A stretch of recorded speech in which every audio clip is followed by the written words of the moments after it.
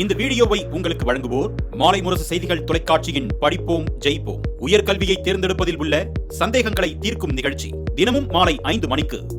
வணக்கம். மாலை முரசு செய்திகள் தொலைக்காட்சியில் 50 முக்கிய செய்திகளை விரைவாகவும் துல்லியமாகவும் அரை மணியில் பார்க்கலாம்.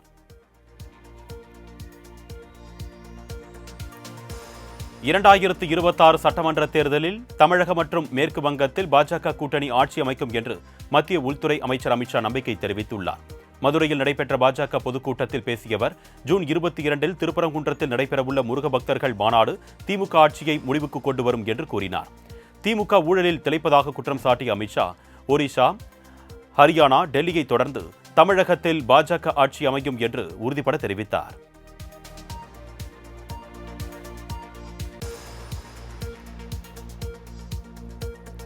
மருத்துவம், பொறியியல் பாடங்களை தமிழ் மொழியில் கற்பிக்க வேண்டும் என்ற கோரிக்கையை தமிழக அரசிடம் மீண்டும் வலியுறுத்த விரும்புவதாக அமித்ஷா தெரிவித்துள்ளார்.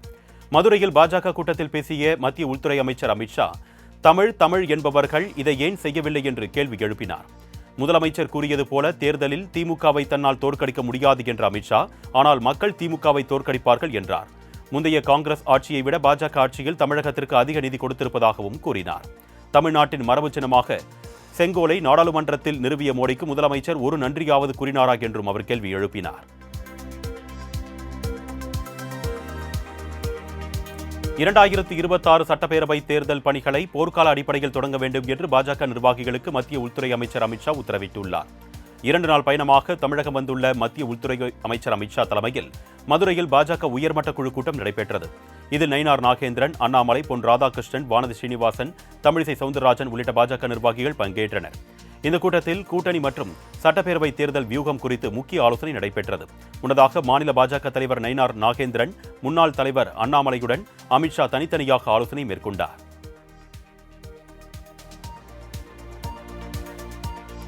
மதுரை மீனாட்சியம்மன் கோவிலில் மத்திய உள்துறை அமைச்சர் அமித்ஷா சாமி தரிசனம் செய்தார். மத்திய உள்துறை அமைச்சர் அமித்ஷா மதுரை மீனாட்சியம்மன் கோவிலுக்கு சுவாமி தரிசனம் செய்வதற்காக சென்றார். அப்பொழுது அமித்ஷாவை மதுரை ஆதீனம் காவி நிற சால்வை அணிவித்து வரவேற்றார். தொடர்ந்து தமிழாகரன் இதழ், திருஞான சம்பந்தரின் புத்தகம் ஆகியவற்றுடன் மனு ஒன்றையும் அமித்ஷாவிடம் வழங்கினார். இதனைத் தொடர்ந்து மீனாட்சியம்மன் கோவிலுக்கு சென்று அமித்ஷா சுவாமி தரிசனம் செய்தார். அப்பொழுது கோவில் நிர்வாகம் சார்பில் அமித்ஷாவுக்கு பூரண கும்ப மரியாதை அளிக்கப்பட்டது.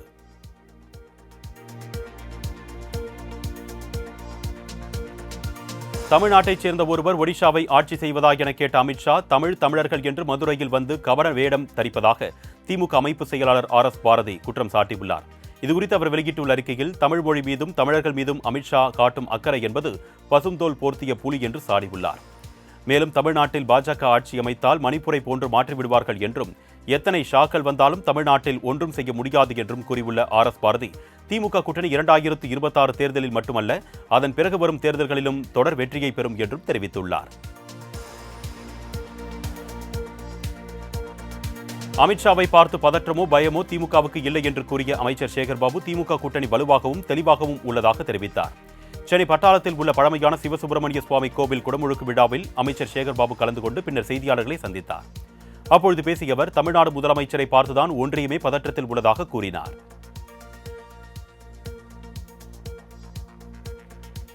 தமிழ்நாட்டிற்கு சட்டப்படி உத்தரவாதம் அளிக்க அமித்ஷா தயாரா என்று தயாநிதி மாறன் தெரிவித்துள்ளார். தொகுதி மறுவரையறை தொடர்பாக திமுக கடும் எதிர்ப்பு தெரிவித்து வரும் நிலையில் நாடாளுமன்ற உறுப்பினர் தயாநிதி மாறன் மத்திய அமைச்சர் அமித்ஷாவிற்கு கேள்வி எழுப்பியுள்ளார். இத்தொடர்பாக அவர் வெளியிட்டுள்ள அறிக்கையில், மத்திய பாஜக அரசின் சதியை முதலமைச்சர் ஆரம்பம் முதலே எதிர்த்து வருவதாக கூறியவர், மக்களவையில் தமிழ்நாட்டின் பிரதிநிதித்துவ விகிதம் 7.18% எந்த மாற்றமும் இருக்காது என்ற உத்தரவாதத்தை சட்டப்படி அளிக்க உள்துறை அமைச்சர் அமித்ஷா தயாரா என்றும் கேள்வி எழுப்பியுள்ளார். 2026 சட்டமன்ற தேர்தலில் சுமார் 200 இடங்களில் வெற்றி பெறுவோம் என்று திமுக தலைவர் மு.க. ஸ்டாலின் சூளுரைப்பது பகல் கனவு என்று எடப்பாடி பழனிசாமி விமர்சித்துள்ளார். ராணிப்பேட்டை மாவட்டம் அரக்கோணம் சட்டமன்ற உறுப்பினர் ரவியின் இல்ல திருமண விழாவில் பங்கேற்ற எடப்பாடி பழனிசாமி மாங்கல்யம் எடுத்துக் கொடுத்து மணமக்களுக்கு ஆசி வழங்கினார். அப்பொழுது பேசிய அவர், அதிமுக ஆட்சி காலத்தில் 11 மருத்துவமனைகளும் 6 சட்டக்கல்லூரிகளும் கொண்டுவரப்பட்டதாக கூறினார். ஆனால் திமுக எந்த திட்டத்தை கொண்டு வந்தாலும் அதனை அப்படியே கிடப்பில் போட்டுவிடுவதாக சாடினார். அதிமுக அறிவித்த திட்டங்களை திமுக அரசு ஸ்டிக்கர் ஒட்டி செயல்படுத்தி வருவதாகவும் தெரிவித்தார். பாமக தேசிய கட்சி அல்லது மாநில கட்சி எதுவோடு வேண்டுமானாலும் கூட்டணி வைக்கலாம் என்று ராமதாஸ் தெரிவித்தார். சென்னை ஆழ்வார்பேட்டையில் பாமக நிறுவனர் ராமதாஸ் செய்தியாளர்களை சந்தித்து பேசினார். அப்பொழுது அரசியலுக்கு வயது வரம்பு கிடையாது என்றும் அதற்கு உதாரணம் மறைந்த கருணாநிதி மற்றும் மலேசிய பிரதமர் மகாதீர் என்றும் கூறினார். தொடர்ந்து பேசிய அவர், பாமக தேசிய கட்சி அல்லது மாநில கட்சி எதுவோடு வேண்டுமானாலும் கூட்டணி வைக்கலாம் என்றும் அதற்கான செய்தி எங்கிருந்து வரும் என்றெல்லாம் தெரியாது என்றார். மேலும் அன்புமணியுடன் பேசியது ரகசியம் என்றும் அதனை வெளியே சொல்லக்கூடாது என்றும் ராமதாஸ் கூறினார். பாமக நிறுவனர் ராமதாஸ் அன்புமணி இடையே சமரச முயற்சி தீவிரமடைந்து வருகிறது. இருவர் இடையேயான கருத்து மோதலால் ராமதாஸ் அன்புமணியை விமர்சித்து ஆதரவாளர்கள் பதிவிட்ட பதிவுகளை நீக்குமாறு கட்சித் தலைமை அறிவுறுத்தியுள்ளது. இதன் அடிப்படையில் சமூக வலைதளங்களில் விமர்சன பதிவுகளை இருதரப்பு ஆதரவாளர்களும் தற்போது நீக்கி வருகின்றனர்.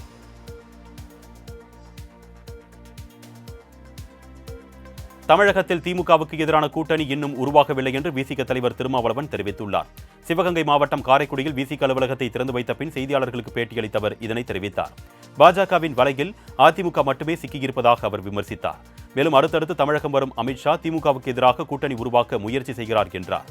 அத்துடன் திமுக கூட்டணியில் தேமுதிக சேர்ப்பது குறித்து முதலமைச்சர் மு க ஸ்டாலின் முடிவு எடுப்பார் என்றும் திருமாவளவன் விளக்கம் அளித்தார். தமிழகத்தில் முருகனை வைத்து அரசியல் செய்துவிடலாம் என்று பாஜகவினர் நினைப்பதாக நாம் தமிழர் கட்சியின் ஒருங்கிணைப்பாளர் சீமான் தெரிவித்துள்ளார். புதுக்கோட்டையில் செய்தியாளர்களை சந்தித்து பேசிய அவர் 2026, 2029, 2032 ஆகிய அனைத்து தேர்தல்களிலும் நாம் தமிழர் கட்சி தனித்து போட்டியிடும் என்று தெரிவித்தார்.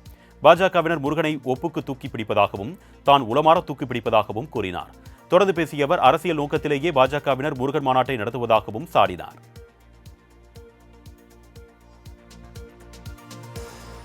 சென்னையில் இருந்து துபாய்க்கு பயணிகளுடன் புறப்பட்டு சென்ற எமிரேட்ஸ் ஏர்லைன்ஸ் விமானம் இயந்திர கோளாறு காரணமாக ரத்து செய்யப்பட்டதால் பயணிகள் அவதியடைந்தனர்.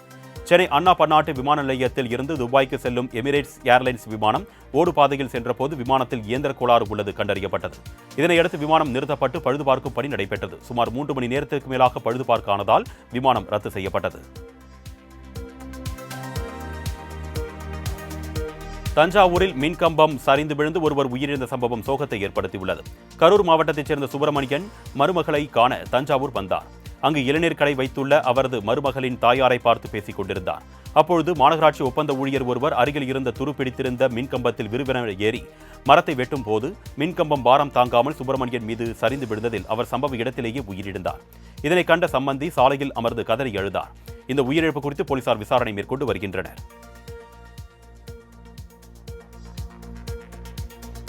கடலூர் அருகே கொள்முதல் நிலையத்தில் 25 நாட்களாக கிடக்கும் நெல்கள் வெயில் மழையில் வீணாவதாக விவசாயிகள் கவலை அடைந்துள்ளனர்.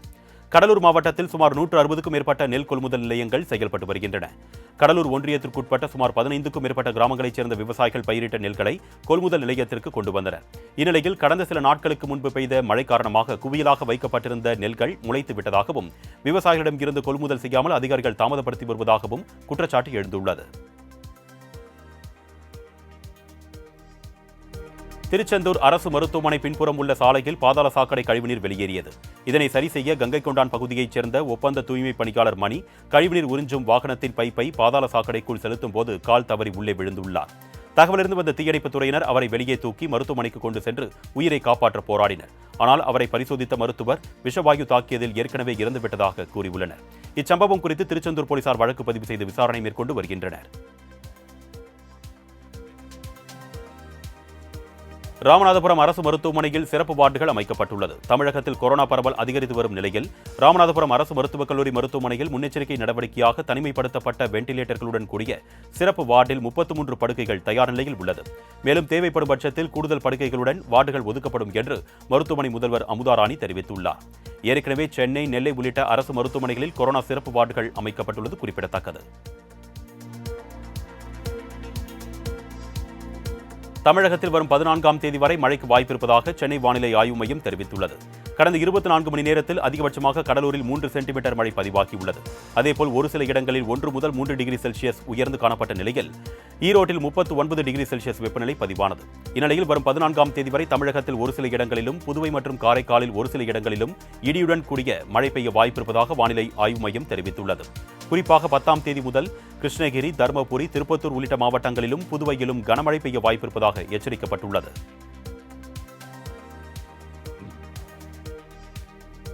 சென்னை, காசிமேடு, எண்ணூர் உள்ளிட்ட கடலோர பகுதிகளில் மழை பெய்ததால் குளிர்ச்சியான சூழல் நிலவியது.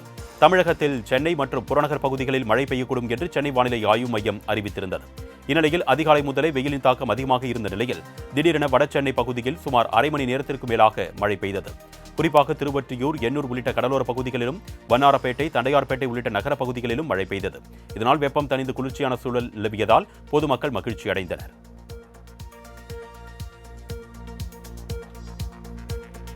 சென்னை வானகரத்தில் மின்சார வயர் மீது விழுந்து தொங்கும் ராட்சத பேனரால் வாகன ஓட்டிகள் அச்சத்துடன் பயணிக்க வேண்டிய நிலை உருவாகியுள்ளது. வானகர பகுதியில் சூறைக்காற்றுடன் பெய்த கனமழையால் சிக்னல் அருகே வைக்கப்பட்டிருந்த ராட்சத தனியார் விளம்பர பேனர் அடியோடு கவிழ்ந்து சாலை ஓரத்தில் இருந்த மின் வயர்கள் மீது விழுந்தது. எந்நேரமும் விழக்கூடிய நிலையில் காணப்படும் பேனரால் அவ்வழியே செல்லும் வாகன ஓட்டிகள் அச்சத்துடன் கடந்து சென்று வருகின்றனர். நீதிமன்ற உத்தரவை மீறி பேனர் வைப்பவர்கள் மீது சம்பந்தப்பட்ட அதிகாரிகள் உரிய நடவடிக்கை எடுக்க வேண்டும் என்று பொதுமக்கள் வலியுறுத்தியுள்ளனர். ஆசிரியர்களுக்கு கிடைக்க வேண்டிய அனைத்து உரிமைகளையும் அரசு உடனே வழங்க வேண்டும் என்று அன்புமணி ராமதாஸ் தெரிவித்துள்ளார். அரசு பள்ளி ஆசிரியர்களுக்கு வழங்கப்பட வேண்டிய ஊக்க ஊதியத்தை வழங்காமல் தமிழக அரசு நிறுத்தி வைத்திருப்பதற்கு அன்புமணி ராமதாஸ் கண்டனம் தெரிவித்துள்ளார். இதுகுறித்து அவர் வெளியிட்டுள்ள அறிக்கையில், தமிழ்நாட்டில் விடுதலைக்கு பிந்தைய காலத்தில் அரசு ஊழியர்கள் மற்றும் ஆசிரியர்களின் நலன்களுக்கு எதிராக திமுக அரசு செயல்படுவதாக குற்றம் சாட்டியுள்ளார். மேலும் தேவையற்ற தடைகள் அனைத்தையும் அகற்றி ஆசிரியர்களுக்கு கிடைக்க வேண்டிய அனைத்து உரிமைகளையும் அரசு உடனே வழங்க வேண்டும் என்று அவர் கோரிக்கை விடுத்துள்ளார். வார விடுமுறை நாளையொட்டி இயற்கை எழில் கொஞ்சும் நீலகிரி மாவட்டம் உதகையில் சுற்றுலா பயணிகள் குடும்பத்துடன் குவிந்துள்ளனர். உதகை அரசு தாவரவியல் பூங்காவில் நிலவும் இதமான குளு காலநிலையை அனுபவித்தபடியே சிறியவர்கள் முதல் பெரியவர்கள் வரை பூங்காவின் புல்வெளி மைதானத்தில் விளையாடி மகிழ்ந்தனர். படகு இல்லம், தொட்டபெட்டா சிகரம், பைகாரா நீர்வீழ்ச்சியிலும் சுற்றுலா பயணிகளின் கூட்டம் களை கட்டியது. இங்கு வீசும் குளிர்ந்த காற்றினை சுவாசித்தவாறு மலர் மாடங்களில் வைக்கப்பட்டுள்ள மலர்களை அவர்கள் கண்டு ரசித்தனர். வண்ண மலர்களை கண்டு ரசித்தவாறு புகைப்படம் மற்றும் செல்ஃபி எடுத்து சுற்றுலா பயணிகள் உற்சாகமடைந்தனர். கள்ளக்குறிச்சி மாவட்டம் சங்கராபுரம் அருகே சீரான குடிநீர் வழங்க கேட்டு பொதுமக்கள் காலி குடங்களுடன் சாலை மறியலில் ஈடுபட்டனர். கோசப்பாடியில் அமைக்கப்பட்ட குடிநீர் ஏற்றும் மின் மோட்டார் திடீரென பழுதானதால் குடிநீர் இன்றி அப்பகுதி மக்கள் அல்லல்பட்டனர். இதனை சரி செய்ய கோரி ஊராட்சி நிர்வாகத்திடம் வலியுறுத்தியும் நடவடிக்கை எடுக்கப்படாததால் ஆத்திரமடைந்த கிராம மக்கள் அரசம்பட்டு பகுதியில் இருந்து கள்ளக்குறிச்சி செல்லும் பிரதான சாலையில் காலி குடங்களுடன் மறியலில் ஈடுபட்டனர்.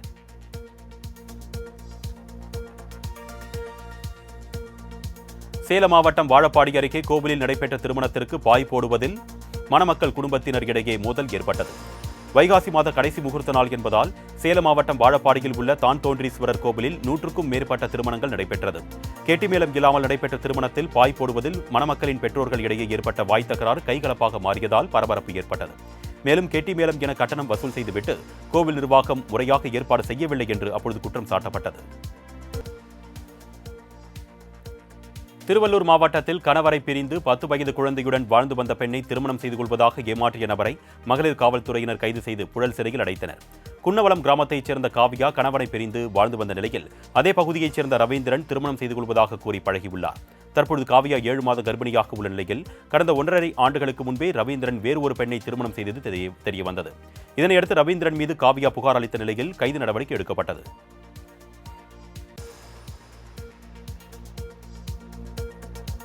நாகையில் இருசக்கர வாகனம் குறுக்கே வந்ததில் கார் தடுமாறி குளத்தில் பாய்ந்து விபத்துக்குள்ளானது. நாகை தஞ்சாவூர் பைபாஸ் சாலையில் டேவிட் ஜான்சன் என்பவர் தனது குடும்பத்தினருடன் காரில் சென்றார். சங்கமங்கலம் பகுதியில் சென்ற போது வாகனத்தின் குறுக்கே இருசக்கர வாகனம் சென்றதில் தடுமாறிய கார் குளத்தில் பாய்ந்து மூழ்கியது. இதில் கார் மற்றும் இருசக்கர வாகனத்தில் பயணித்தவர்களுக்கு காயம் ஏற்பட்ட நிலையில் மருத்துவமனையில் அனுமதிக்கப்பட்டனர். தொடர்ந்து காரை மீட்கும் பணியில் போலீசார் ஈடுபட்டனர்.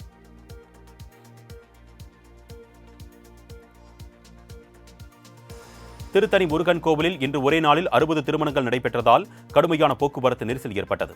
சுபமுகூர்த்த தினத்தையொட்டி திருத்தணி மலைக்கோவில் அடிவாரத்தில் 60 திருமணங்கள் நடைபெற்றது. பார்க்கிங் வசதி மட்டுமின்றி போக்குவரத்தை சீர் செய்யும் போலீசாரும் இல்லாததால் மலைக்கோவில் அடிவாரம் சாலையில் கடும் போக்குவரத்து நெரிசல் ஏற்பட்டது. இதனால் கோவிலுக்கு சுவாமி தரிசனம் செய்ய வந்த பொதுமக்கள் கடும் சிரமத்திற்கு ஆளாக்கினர். முகூர்த்த நாளில் போதிய முன்னேற்பாடுகளை கோவில் நிர்வாகத்தினர் செய்யாததே இந்நிலைக்கு காரணம் என்று பக்தர்கள் குற்றம் சாட்டியுள்ளனர்.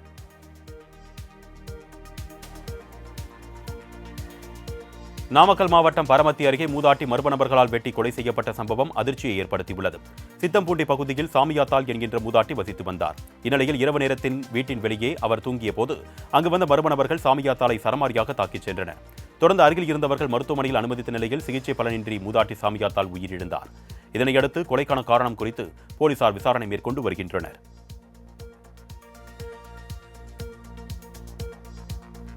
கரூர் அருகே தேசிய நெடுஞ்சாலையில் தக்காளி லோடு ஏற்றி சென்று கொண்டிருந்த வாகனம் டயர் வெடித்து சாலையில் கவிழ்ந்து விபத்தானது. கிருஷ்ணகிரி மாவட்டத்தில் இருந்து மதுரைக்கு தக்காளி லோடு ஏற்றிய வாகனத்தை அர்ஜுனன் என்பவர் ஓட்டிச் சென்றார். இந்நிலையில் கரூர் மாவட்டம் தலைவா பகுதியில் சென்றபோது வாகனத்தின் டயர் வெடித்து கவிழ்ந்து விபத்தானது. இதில் சுமார் 1 லட்சம் ரூபாய் மதிப்பிலான தக்காளிகள் சாலை முழுவதும் சிதறிய நிலையில் ஓட்டுநர் அர்ஜுனன் சிறு காயங்களுடன் உயிர் தப்பினார்.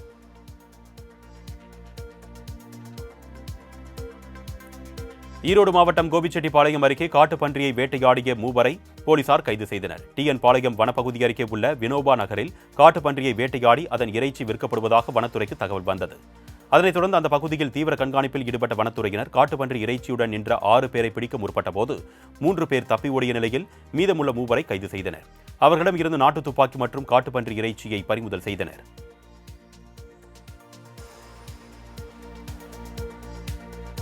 திண்டுக்கல் மாவட்டம் கொடைக்கானலில் உள்ள குணா குகையில் இளைஞர் ஒருவர் ஆபத்தான முறையில் ரீல்ஸ் எடுத்த சம்பவம் பரபரப்பை ஏற்படுத்தியுள்ளது.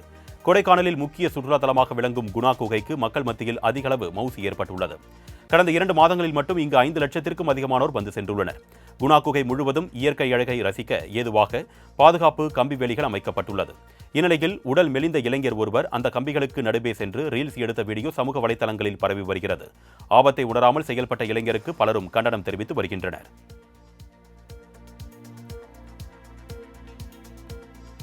சிவகங்கை மாவட்டம் திருக்கோஷ்டியூரில் நடைபெற்ற திருமண நிகழ்ச்சியில் உறவினர் ஒருவர் அகத்திய முனிவர் வேடமணிந்து வந்து மணமக்களை வாழ்த்தினார். பொன்னமராவதியைச் சேர்ந்தவர் இளையராஜா. இவரது மனைவியின் தங்கை சௌமியாவுக்கு திருக்கோஷ்டியூரில் திருமணம் நடைபெற்றது. இதில் இளையராஜா அகத்திய முனிவர் வேடமணிந்து பங்கேற்றார். தொடர்ந்து மேடையில் ஏறிய அவர் அகத்தியர் பாடலுக்கு ஏற்றபடி வாயசைத்து அனைவரின் கவனத்தையும் ஈர்த்தார்.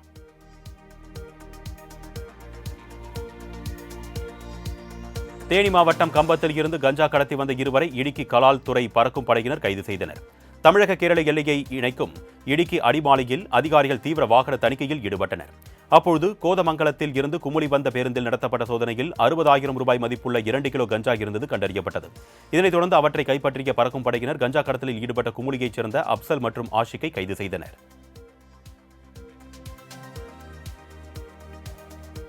வைகை அணையில் இருந்து முதல் போக பாசனத்திற்காக வரும் 15ஆம் தேதி தண்ணீர் திறக்க உள்ளதாக பொதுப்பணித்துறை தெரிவித்துள்ளது. மதுரை, திண்டுக்கல், சிவகங்கை மாவட்டங்களில் முதல் போக பாசனத்திற்காக ஒவ்வொரு ஆண்டும் ஜூன் மாதம் வைகை அணையில் இருந்து தண்ணீர் திறப்பது வழக்கம். இந்த ஆண்டு தென்மேற்கு பருவமழை முன்பே தொடங்கி அணைக்கு நீர்வரத்து அதிகரித்தது. இதனால் 71 அடி உயரம் கொண்ட வைகை அணையின் நீர்மட்டம் தற்பொழுது 59 அடியாக உள்ளது. இதனால் வரும் 15ஆம் தேதி தண்ணீர் திறக்க அனுமதி கோரி பொதுப்பணித்துறை தமிழக அரசுக்கு பரிந்துரை கடிதம் அனுப்பியிருப்பதால் விவசாயிகள் மகிழ்ச்சி அடைந்துள்ளனர்.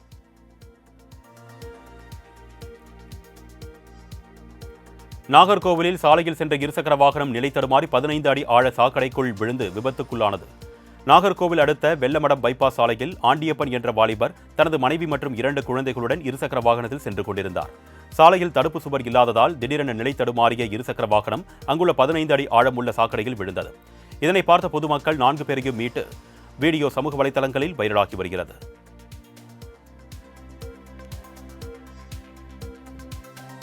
வைகாசி விசாக திருவிழாவையொட்டி தமிழகத்தின் பல்வேறு பகுதிகளில் உள்ள பிரசித்தி பெற்ற கோவில்களில் கும்பாபிஷேக விழா வெகு விமரிசையாக நடைபெற்றது. வேலூர் மாவட்டம் தீர்த்தகிரி வடிவேல் சுப்பிரமணிய சுவாமி கோவிலில் 92 அடி உயரமுள்ள பிரம்மாண்ட முருகர் சிலை கும்பாபிஷேகம் வெகு விமரிசையாக நடைபெற்றது. பரவசத்துடன் முழக்கமிட்ட பக்தர்கள் மீது ட்ரோன்கள் மூலம் மலர் தூவி தீர்த்த நீர் தெளிக்கப்பட்டது. இதேபோல் புதுக்கோட்டை மாவட்டம் கந்தர்வக்கோட்டை அருகே உள்ள கொப்பம்பட்டி பாலமுருகன் கோவிலில் கும்பாபிஷேக விழா வெகு விமரிசையாக நடைபெற்றது. இதில் சிங்கப்பூர், மலேசியா உள்ளிட்ட பல்வேறு நாடுகளில் இருந்து வந்து பக்தர்கள் பங்கேற்றனர்.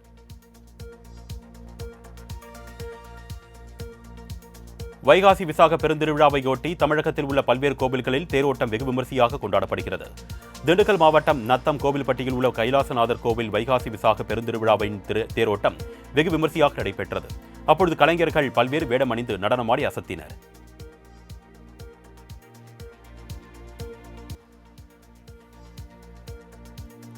மகாராஷ்டிரா தேர்தல் முடிவு குறித்து ராகுல் காந்தியின் கருத்து அடிப்படை ஆதாரமற்றது என்று தேர்தல் ஆணையம் தெரிவித்துள்ளது. மக்களவை எதிர்க்கட்சித் தலைவர் ராகுல் காந்தி தனது எக்ஸ் பக்கத்தில் வெளியிட்ட பதிவில் மகாராஷ்டிரா சட்டப்பேரவைத் தேர்தலில் முறைகேடுகள் நடைபெற்றது போல் பீகார் தேர்தலிலும் நடைபெறும் என்று குற்றம் சாட்டியுள்ளார். இதுகுறித்து தலைமை தேர்தல் ஆணையம் அறிக்கை ஒன்றை வெளியிட்டது. அதில் தேர்தல் முடிவுகள் குறித்து ராகுல் காந்தியின் குற்றச்சாட்டுகளுக்கு தேர்தல் ஆணையத்தின் இணையதளத்தில் உரிய விளக்கம் அளிக்கப்பட்டிருப்பதாகவும் ராகுல் காந்தியின் கருத்து அடிப்படை ஆதாரமற்றது என்றும் தெரிவிக்கப்பட்டுள்ளது.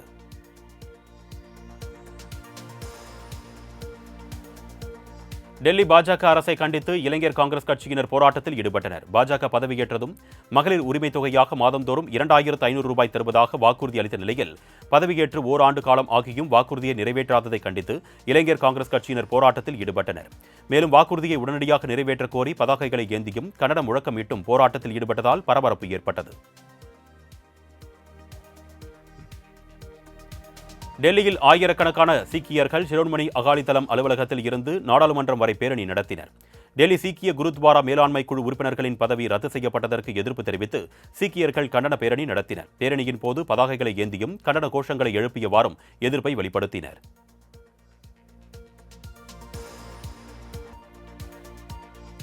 இந்தியாவின் தொலைத்தொடர்பு வாடிக்கையாளர்கள் எண்ணிக்கை கடந்த ஏப்ரல் மாதத்தில் 120.38 கோடியாக உயர்ந்துள்ளது. இதுகுறித்து துறை ஒழுங்காற்று அமைப்பான ட்ராய் வெளியிட்டுள்ள தரவுகளின்படி 2025 ஏப்ரல் 31ஆம் தேதி நிலவரப்படி மொத்த தொலைபேசி வாடிக்கையாளர்களின் எண்ணிக்கை 120.38 கோடியாக உள்ளதாகவும் இதில் வயர்லெஸ் வாடிக்கையாளர்கள் 116.64 கோடி மற்றும் வயர்டு வாடிக்கையாளர்கள் 3.74 கோடியாக உள்ளதாகவும் தெரிவிக்கப்பட்டுள்ளது. மேலும் iBus virtual network services private limited 90,000 என்று ட்ராய் அமைப்பின் தரவுகள் தெரிவிக்கின்றன. பொதுமக்களிடையே உடற்பயிற்சி மற்றும் விளையாட்டு உணர்வை மேம்படுத்தும் வகையில் சென்னையில் நடைபெற்ற சைக்கிள் லீக் போட்டியில் ஏராளமான மக்கள் கலந்து கொண்டனர். தமிழ்நாடு விளையாட்டு மேம்பாட்டு ஆணையம் மற்றும் சென்னை மாநகராட்சி இந்திய சைக்கிள் ஓட்டுதல் ஆகிய அமைப்புகள் இணைந்து சைக்கிள் லீக் போட்டியை ஏற்பாடு செய்தன. இதில் அனைத்து வயதினரும் கலந்து கொண்டு 2.5 கிலோமீட்டர் தூரத்திற்கு ஆர்வத்துடன் சைக்கிள் சவாரி செய்தனர்.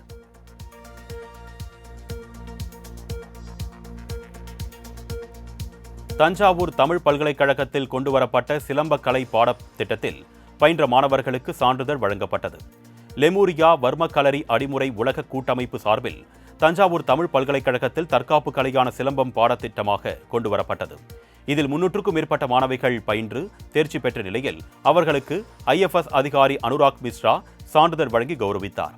மேலும் நிகழ்ச்சியின் போது மாணவ மாணவிகள் தாங்கள் பயின்ற கலரி மற்றும் சிலம்ப கலையை செய்து காண்பித்து அசத்தினர்.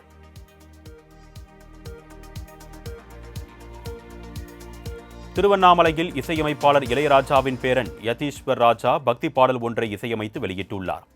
தாத்தா தந்தையை தொடர்ந்து இசைத்துறையில் சாதிக்க விரும்பும் யதீஸ்வர் ராஜா திருவண்ணாமலை ரமணர் ஆசிரமத்தில் இன்று தான் எழுதி இசையமைத்த நமசிவாயா என்ற சிவன் பாடலை வெளியிட்டு நெகிழ்ந்தார். மேற்கத்திய பாணி இசையில் அதிக நாட்டம் உள்ளவராக கூறிய யதீஸ்வர் சினிமாவில் இசையமைப்பதற்கான முயற்சியில் ஈடுபட்டிருப்பதாகவும் தெரிவித்தார்.